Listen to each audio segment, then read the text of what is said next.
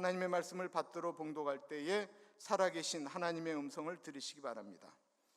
발락이 다시 그들보다 더 높은 고관들을 더 많이 보내매 그들이 발람에게로 나아가서 그에게 이르되 십볼의 아들 발락의 말씀에 청하건대 아무 것에도 거리끼지 말고 내게로 오라. 내가 그들을 높여 크게 존귀하게 하고 그대가 내게 말하는 것은 무엇이든지 시행하리니 청하건대 와서 나를 위하여 이 백성을 저주하라 하시더이다.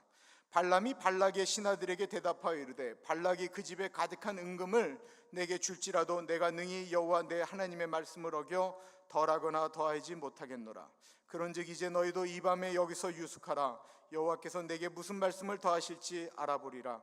밤에 하나님이 발람에게 임하여 이르시되 그 사람들이 너를 부르러 왔거든 일어나 함께 가라. 그러나 내가 네게 이르는 말만 준행할지니라.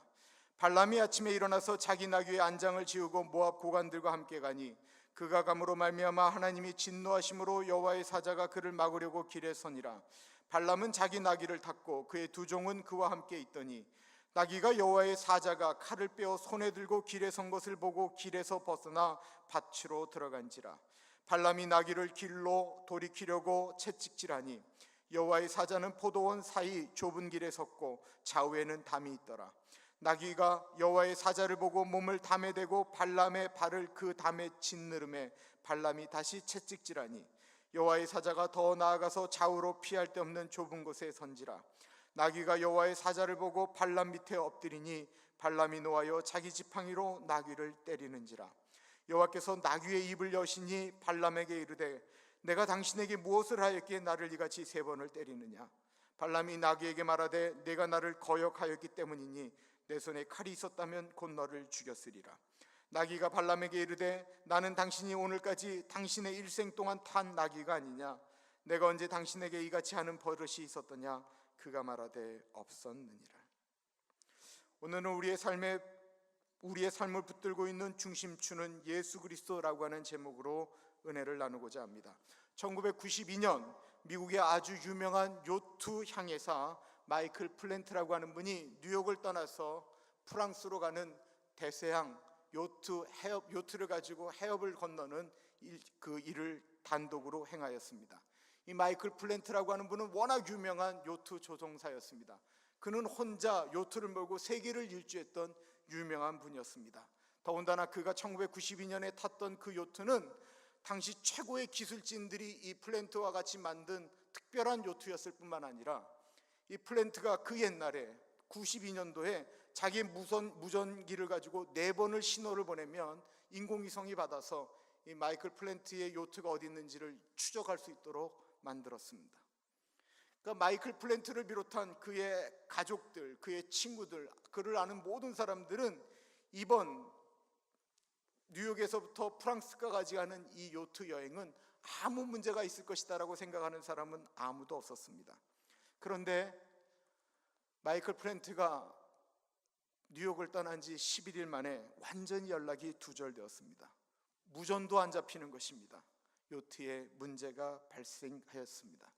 세상에서 가장 안전한 요트가 무엇인 줄 아십니까? 가장 안전한 배가 무엇인 줄 아십니까? 커다란 배일까요? 아니면 군함일까요? 아니면 돛담배일까요? 가장 안전한 배는 우리 눈에 보이는 윗부분보다 아래가 훨씬 무거운 배가 가장 안전한 배라고 합니다. 아래가 무거우면 절대로 파도가 치고 폭풍우가 쳐도 배가 좌우로 누를 수는 있지만 아래가 워낙 무거우니까 다시 서게 된다라고 합니다. 특별히 요트, 이 미국에 많이 돌아다니는 요트는 아래의 하중을 워낙 두껍게 만들었기 때문에 요트가 뒤집혀서 사람이 죽는 일은 거의 없다라고 합니다. 그러므로 마이클 플랜트가 만든 그 카요리라고 이름을 지은 그 요트는 절대로 좌초될 염려가 없었습니다. 그런데 실종된 지 2주 만에 포르투갈 해협에서 이 마이클 플랜트의 카요리라고 하는 요트가 발견되었는데 완전히 뒤집어져 있었습니다. 사람들은 어떻게 배가 뒤집어질 수 있었느냐를 갖고 관심을 가졌습니다. 놀랍게도 그 요트에는 밑을 지탱하는 4톤이 넘는 추가 달려있지를 않았습니다. 달아놓았을지라도 그것을 어떻게 했는지 분실하고 없었다라는 것입니다. 마이클 플랜트가 자신의 외면은 어떻게 잘 아름답게 만들었는지 모르겠지만 그 요트를 가장 안전하게 하는 밑에 다는 줄을 허술하게 달았을 것이다라고 추측할 뿐이었습니다. 우리는 우리 삶에 눈에 보이는 것이 우리의 삶을 지탱한다라고 생각할 때가 많이 있습니다. 사람들에겐 외모도 중요하죠.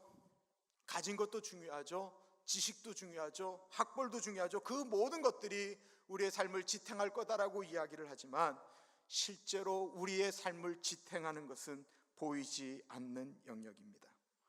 보통 보이지 않는 그 신과 하나님과 동행하는 그 영역을 가리켜 우리는 보통 영성이라고 말을 합니다.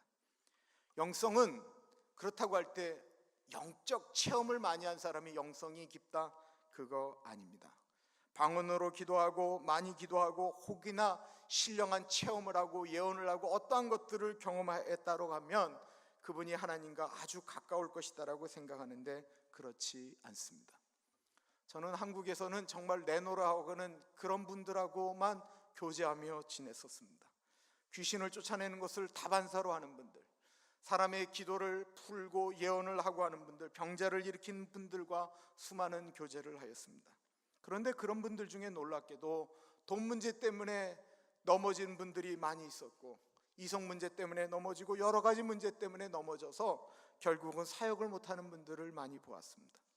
반대로 저분은 그런 영적인 것에는 전혀 관심이 없을 것이다.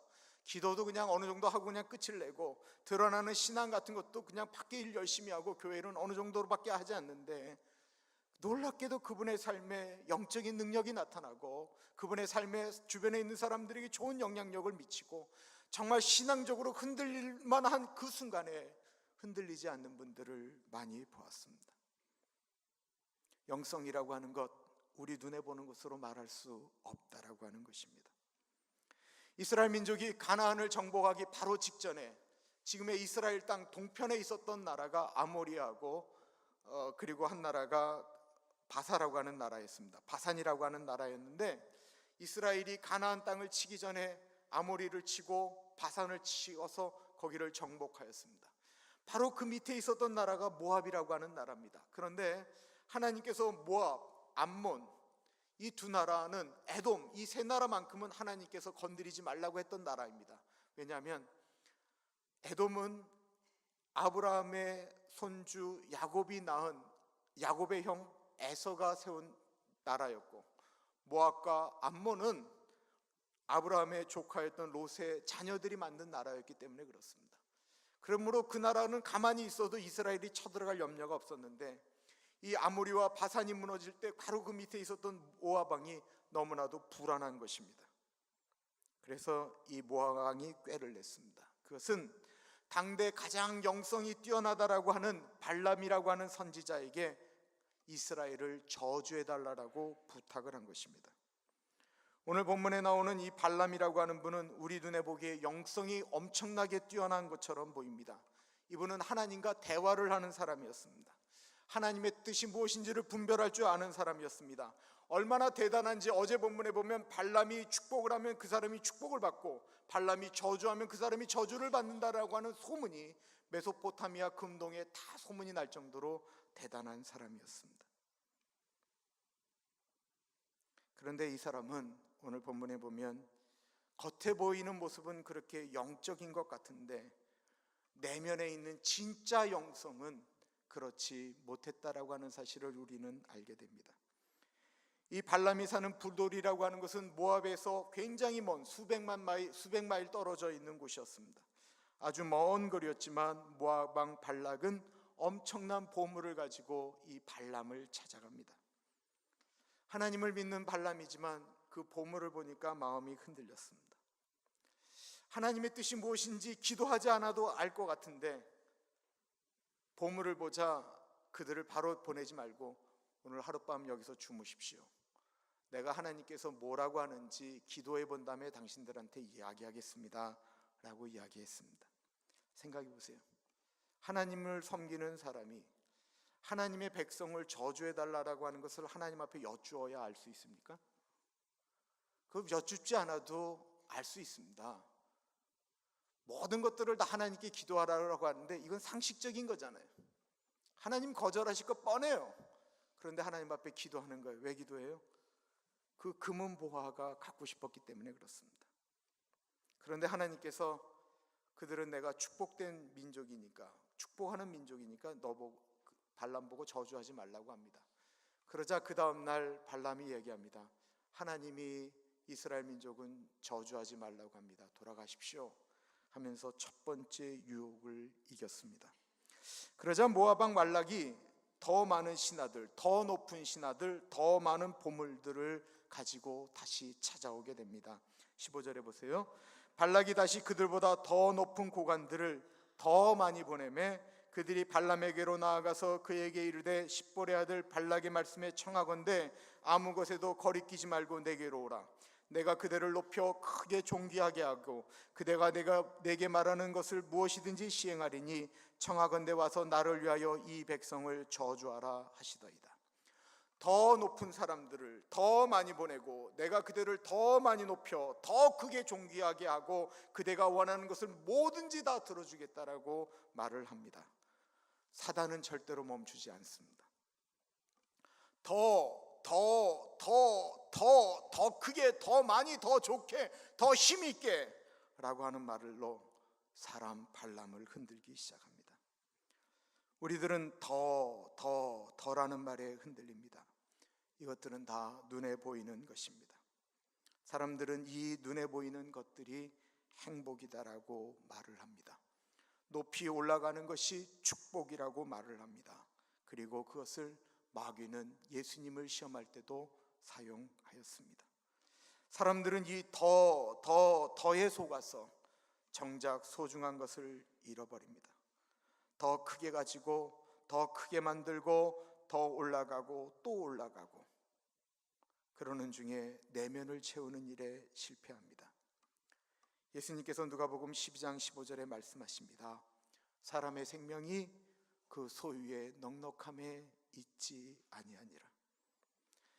이 땅의 모든 것들, 우리가 가지고 있는 것들은 무너집니다. 우리가 소유하고 있었던 것들도, 우리의 육신도, 우리의 지식도 시간이 지나가면 다 연약해지고 사라지고 맙니다.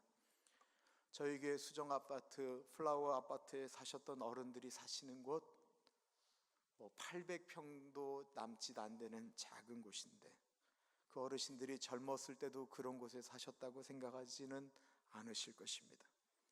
우리가 살고 있는 것보다 훨씬 더 멋있게, 훨씬 더 교회 일 열심히 충성하며 살아가셨습니다.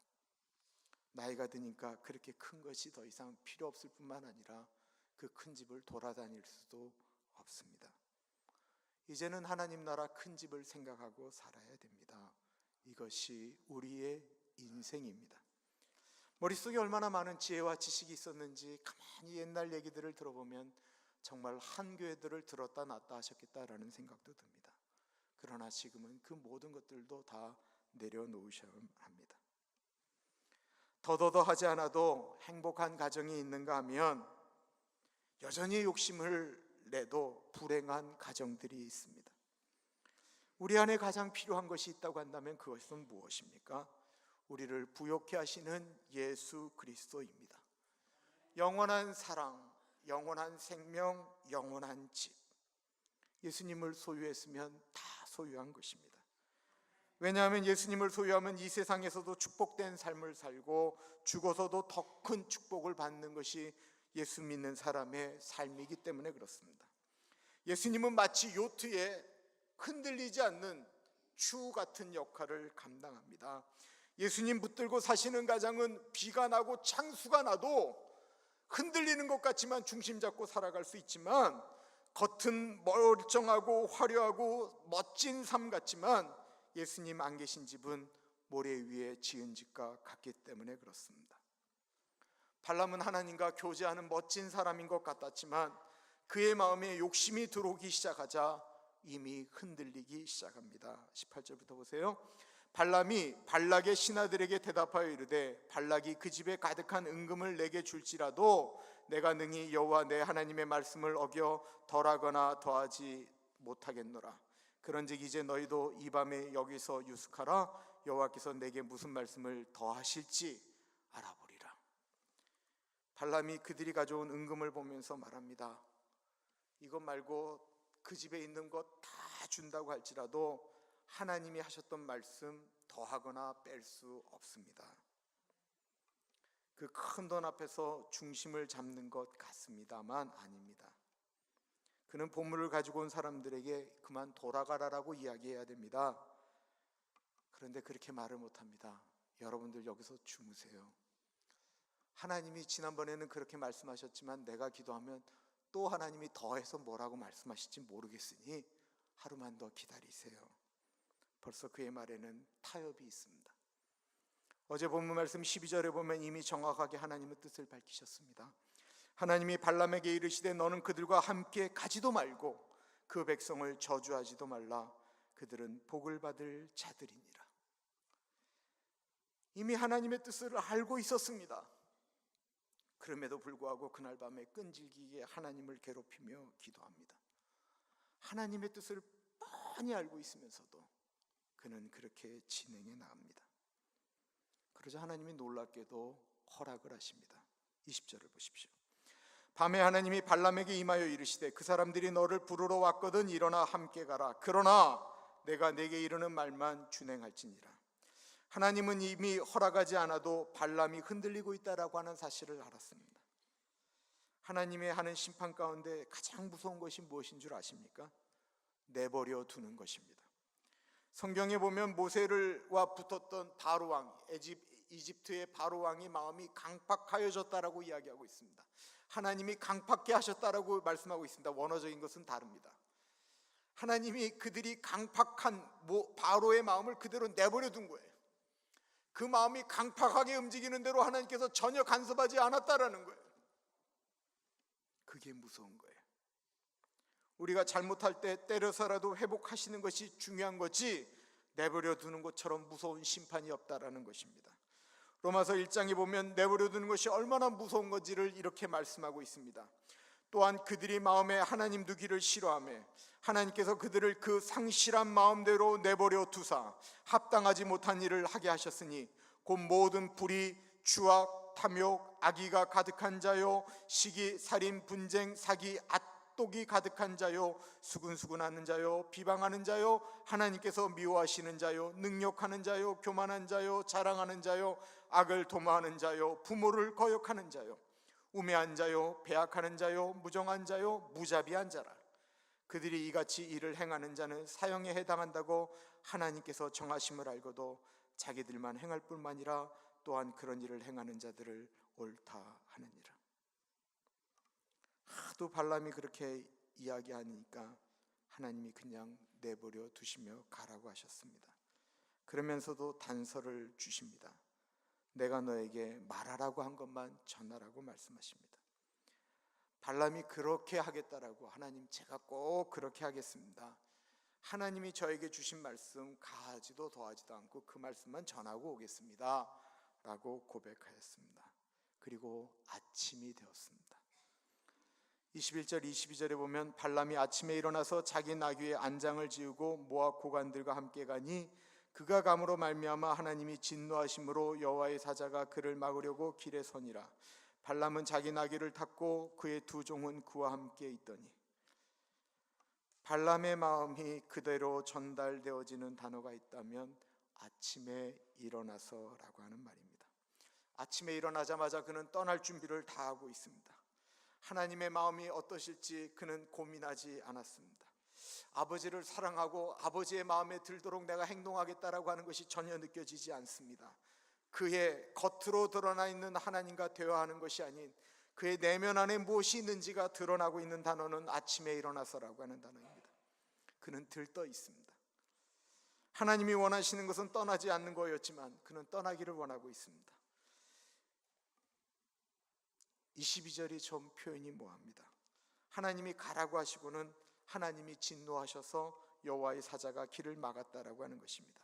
물론 여기에 대한 여러 가지 해석이 있습니다. 전통적인 해석은 하나님은 발람에게 가라고 하셨지만 하나님의 본심은 가지 않기를 원했던 것이기 때문에 막상 그의 선지자 발람이 간다고 하니까 진노하셨다라는 것입니다. 요한 웨슬레, 존 칼빈이 다 그렇게 얘기를 하지만 그러기에도 좀 하나님 좀 너무한 것 같아요. 가라고 하신 다음에 아무리 그렇다라고 해서 그 다음에 여호와의 사자가 앞을 막는다라는 것이 말이 되느냐라고 하는 것입니다. 그런데 신약에 나오는 말에 힌트가 있습니다. 베드로후서 2장 15절과 16절에 발람의 이야기가 이렇게 나옵니다. 그들이 바른 길을 떠나 미혹되어 부올의 아들 발람의 길을 따르는도다. 그는 불의의 싹스를 사랑하다가 자기의 불법으로 말미암아 책망을 받되 말하지 못하는 나귀가 사람의 소리를 말하여 이 선지자의 미친 행동을 저지하였느니라. 유다서 11절에도 발람의 이야기가 이렇게 나옵니다. 화 있을진저 이 사람들이여 가인의 길에 행하였으며 삭슬 위하여 발람의 어그러진 길로 몰려갔으며 고라의 폐역을 따라 멸망을 받았도다. 그러니까 발람이 하나님께 가서 여호와의 말씀을 전하고 오겠습니다 라고 말은 했지만 그 다음날 떠날 때 그의 목적은 불의한 삭 때문에 떠났다라는 것입니다. 이미 돈을 받았을 것입니다. 가져온 것을 들고 가려고 할 때 신하들이 얘기하죠. 이미 발람이 넘어간 걸 아니까 이거 도로 가져갈까요? 아니 무거운데 그걸 왜 가져가? 여기다 두고 가야지. 이러고 발람이 떠난 거예요. 하룻밤 사이에 하나님의 말씀도 그대로 전하고 돈도 받겠다라는 생각이 그의 마음 가운데 들어와 있었다라는 것입니다. 마음 깊숙한 곳 숨겨져 있는 마음은 돈을 사랑함으로 가득 차 있었습니다. 그러나 그럴 수 있죠. 우리의 내면도 이런 유혹 앞에 쉽게 넘어가지 않습니까? 그런데요, 우리의 내면을 우리가 자꾸 뒤돌아보고 가꾸지 아니하면 우리도 발람처럼 되어진다라는 것입니다. 의지적으로 하나님의 말씀으로 내 자신을 매일매일 조명하려고 하지 않으면 우리는 정말 껍데기만 화려한, 겉에는 목사 같고 겉에는 장로 같은데 내면은 정말 꽝통과 같은 신앙인이 된다라는 것입니다.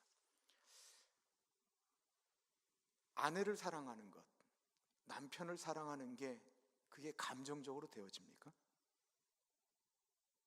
얼마나 미운 모습이 많은데요. 부부가 멀쩡한 것 같고 멀쩡한 가정인 것 같지만 안 그렇습니다. 의지적으로 사랑하고 또 사랑하려고 애쓰고 노력하지 않으면 부부래도 그 마음 가운데 미움과 갈등이 일어나는 일이 얼마나 많은지 모릅니다. 우리의 내면 안에는 우리가 애쓰고 노력하지 않으면 절대로 채워지지 않는 부분이 있다라는 것입니다. 그는 노력해야 되는 거예요. 하나님의 마음을 한 여호와의 사자가 발람이 가는 길을 가로막고 있습니다. 이 이야기는 성경에 유일하게 나오는 동물이 말을 했다라고 하는 내용입니다. 23절에 보면 나귀가 여호와의 사자가 칼을 빼어 손에 들고 길에 선 것을 보고 길에서 벗어나 밭으로 들어간지라. 발람이 나귀를 길로 돌이키려고 채찍질하니 여호와의 사자는 포도원 사이 좁은 길에 섰고 좌우에는 담이 있더라. 나귀가 여호와의 사자를 보고 몸을 담에 대고 발람의 발을 그 담에 짓누름에 발람이 다시 채찍질하니 여호와의 사자가 더 나아가서 좌우로 피할 데 없는 좁은 곳에 선지라. 나귀가 여호와의 사자를 보고 발람 밑에 엎드리니 발람이 노하여 자기 지팡이로 나귀를 때리는지라. 여호와께서 나귀 입을 여시니 발람에게 이르되 내가 당신에게 무엇을 하였기에 나를 이같이 3번을 때리느냐. 발람이 나귀에게 말하되 내가 나를 거역하였기 때문이니 내 손에 칼이 있었다면 곧 너를 죽였으리라. 나귀가 발람에게 이르되 나는 당신이 오늘까지 당신의 일생 동안 탄 나귀가 아니냐. 내가 언제 당신에게 이같이 하는 버릇이 있었더냐. 그가 말하되 없었느니라. 하나님의 사자가 칼을 들고 서 있습니다. 발람을 태우는 나귀는 영의 눈이 열려서 그 칼을 들고 있는 사자가 보이는데 발람은 보지 못하고 있습니다. 발람은 나귀의 엉덩이를 치면서 앞으로 나아가려고 하는데 나귀가 보면 앞에 있는 더 나아갔다가는 사자한테 죽을 것 같거든요. 그러니까 자꾸만 뒷걸음치고 옆으로 나아갑니다. 발람은 나귀가 그러지 않았으면 죽었습니다. 그런데 나귀를 때리는 것입니다. 나귀는 이러지도 못하고 저러지도 못하고 자꾸만 쓸려가더니만 담벼락이 좌우로 있는 좁은 곳으로 들어가게 됩니다. 그러면서 발람 담으로 그 사자를 피하려다 보니까 옆으로 붙다 보니까 다리가 담하고 나귀 사이에 낀 것입니다. 발람이 더 세게 때립니다. 나귀가 어떻게 하지 못하고 결국은 그 자리에 엎드려 버리고 엎어지고 맙니다. 그러니까 이번엔 지팡이를 가지고 나귀를 세게 때립니다. 그때 하나님께서 나귀의 입을 여셨습니다. 갑자기 나귀가 말을 하는 것입니다. 내가 도대체 주인님에게 뭐를 했기 때문에 나를 이같이 3번을 때립니까? 놀란 발람이 말을 하지요. 네가 내 말을 거역하기 때문에 그런 게 아니냐. 내가 칼이 있었다고 한다면 당장 너를 죽였을 것이다. 지금 발람은 바로 눈앞에 하나님의 사자가 칼로 죽이려고 하는 것을 못 보고 자기가 칼이 있으면 너를 죽이겠다라고 말을 합니다. 그때 나귀가 말을 합니다. 나는 당신이 오늘까지 당신이 일세 동안 탄 나귀인데 내가 언제 한 번이라도 이런 적이 있습니까? 이 나귀의 모습은 발람과 달라도 너무 다르죠. 나귀는 자신이 해야 할 일과 주인을 보호하기 위해서 어떻게 해야 되는지를 정확히 알고 있습니다. 내가 해야 될 일과 하지 못할 일을 가장 바르게 알고 있는 것은 사람이 아니고 바로 짐승이었다라는 것입니다. 거기에 반해서 발람은 자신이 하나님의 사람으로 마땅히 해야 될 일과 하지 말아야 될 일을 구분할 줄 모르는 사람이었습니다. 이사야 1장 3절에 보면 이런 말씀이 있습니다. 소는 그 임자를 알고 나귀는 그 주인의 구유를 알건만은 이스라엘은 알지 못하고 나의 백성은 깨닫지 못하는도다. 발람은 하나님의 음성을 듣고 있었지만 정작 내면 깊숙한 곳에서 하나님이 무엇을 원하는지 주인의 뜻을 몰랐다라는 것입니다. 나귀도 소도 주인을 아는데 정작 하나님과 대화하는 발람은 하나님을 몰랐다라는 것입니다. 앞에 언급한 영적인 체험 말입니다.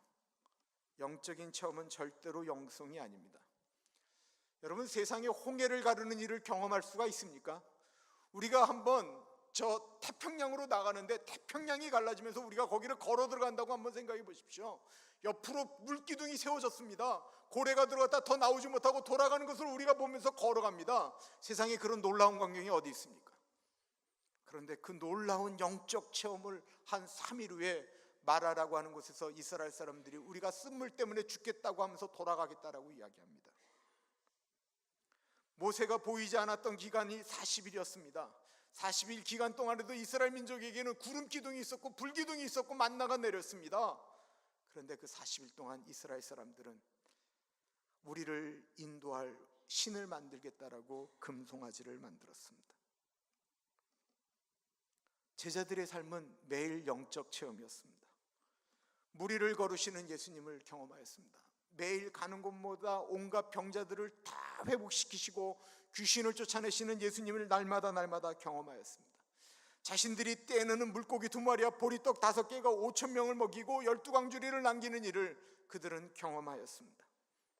죽었던 사람들이 살아나는 것도 그들은 경험하였습니다. 그러나 그들이 그런 영적 체험을 했지만 그건 영성이 되지 않았습니다. 그들은 모두 예수님을 버리고 도망갔습니다. 놀라운 체험을 하고 교회 신앙생활 열심히 하다가 교회를 떠나고 아예 예수님을 떠난 분들을 저는 많이 보았습니다. 또한 그렇게 영적인 체험을 했던 분들이 그것이 다인 줄 알고 교만해져서 교회를 어렵게 하는 것도 보았습니다. 체험이 영성의 기준이 될 수가 없습니다. 영성은 보이는 것이 아닙니다. 영성의 깊이는 끊임없이 자신을 내려놓는 훈련에서 가능한 것입니다. 어떻게 쓰다 보니 머리로 날라오는 돌을 맞고 얼굴로 돌을 맞고 눈에 맞고 온몸에 돌을 맞으면서 어떻게 스데반은 그 돌 던지는 사람들을 보는 것이 아니고 예수 그리스도를 바라보면서 예수님, 저들의 죄를 용서하여 주십시오. 저들이 하는 죄를 알지 못하기 때문에 그렇습니다 라고 하는 어떤 그런 기도를 어떻게 할 수가 있었겠습니까? 어떻게 베드로가 예수님을 3번이나 부인했던 그 베드로가 어떻게 자기 죽을 때는 나는 예수님처럼 똑바로 십자가에 매달려 죽을 자신이 없다 라고 하며 거꾸로 매달려 죽을 수가 있었겠습니까? 너무나도 두들겨 맞아서 만신창이가 된 몸으로 바울과 실라가 감옥으로 들어갔습니다. 그런데 입술을 벌리기도 힘들었던 그 바울과 실라가 어떻게 그 옥에서 하나님을 찬양할 수가 있었겠습니까? 어떻게 수많은 초대교회 교인들이 사자의 밥이 되고 불에 타 죽으면서 자신들을 향하여 죽이려고 하는 사람들을 주님 용서해 주십시오 라고 하며 죽을 수가 있었습니까? 영적 체험 때문입니까? 아닙니다. 날마다 자신의 내면의 깊이를 파고 또 두껍게 무겁게 만드는 훈련 때문에 그렇습니다. 사도 바울은 다메섹 길가에서 예수님을 만났지만 그것 때문에 그의 인생이, 예수님을 경험하게 됐지만 그의 인생이 그것 때문에 바뀐 것은 아니었습니다. 그래서 사도 바울이 고백했던 이야기는 이것입니다. 나는 날마다 죽노라. 자기가 예수를 믿고 예수를 위하여 무슨 일을 한다라고 했지만 자기를 보니까 하나도 바뀌는 것이 없기 때문에 그의 내면의 깊이, 영적인 깊이를 드러내기 위해서 그런 날마다 십자가 앞에서 죽는 훈련을 했다라는 것입니다. 갈라디아서 2장 20절에 사도 바울이 이렇게 고백합니다.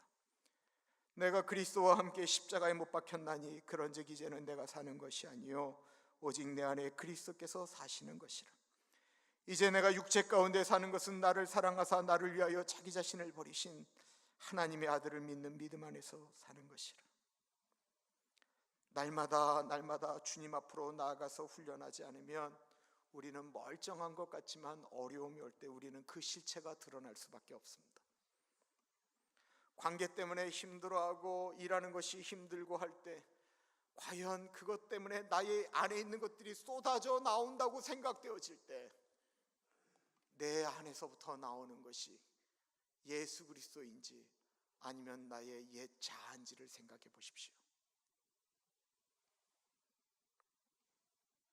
우리는 우리 속에 무엇으로 가득 차 있는가 생각해 봐야 합니다.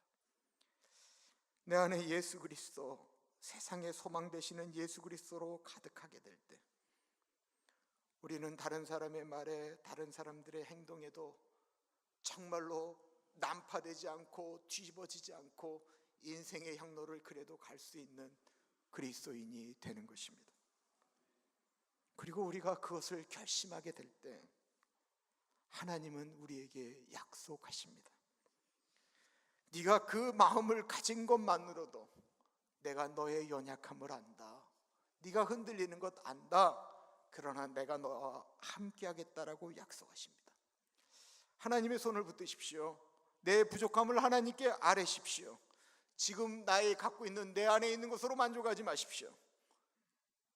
보이지 않는 것을 붙들고 이 세상을 살아가는 우리 모두가 되어지기를 간절히 축원합니다. 기도하겠습니다.